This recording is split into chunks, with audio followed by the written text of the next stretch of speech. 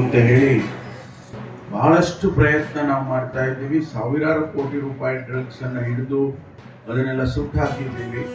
ಅದ್ರ ಜೊತೆಗೆ ಯಾರ್ಯಾರು ಇದರಲ್ಲಿ ದಂಧೆಯಲ್ಲಿ ತೊಡಗಿಕೊಂಡಿದ್ದಾರೆ ಅವರಿಗೆಲ್ಲ ಕೇಸ್ಗಳಾಕಿ ಅನೇಕ ಜನ ಇವತ್ತಿಗೂ ಕೂಡ ಜೈಲಿನಲ್ಲಿದ್ದಾರೆ.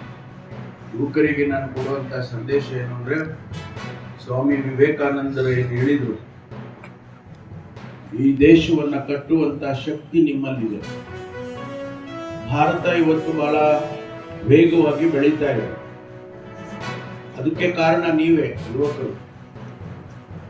ಆವರೇಜ್ ಏಜ್ ಭಾರತದ್ದು 28 ಇದೆ.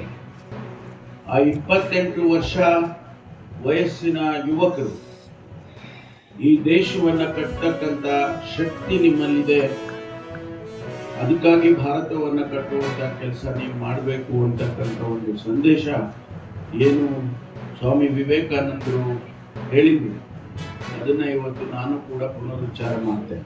ಹಾಗಾಗಿ ನಿಮ್ಗೆಲ್ಲರಿಗೂ ಕೂಡ ಒಳ್ಳೇದಾಗ್ಲಿ, ಶುಭವಾಗ್ಲಿ ಅಂತ ಹೇಳಿ ನಾನು ಹಾರೈಸ್ತೇನೆ. ಇವತ್ತು ಮೂರು ಕೆ ಓಡೋರು ಯಾರು ಕೈ ಎತ್ತಿ? 3 ಕೆ ವಾಕ, 5 ಕೆ ರನ್, 10 ಏನ್ರಿ ಸರಿ ಬಹಳ ಕಡಿಮೆ ಇದಿರಲ್ಲ, ಎಲ್ಲ ಕೈ ಎತ್ತಿ. ಇವೆಲ್ಲ ನೋಡ್ಬೇಕು.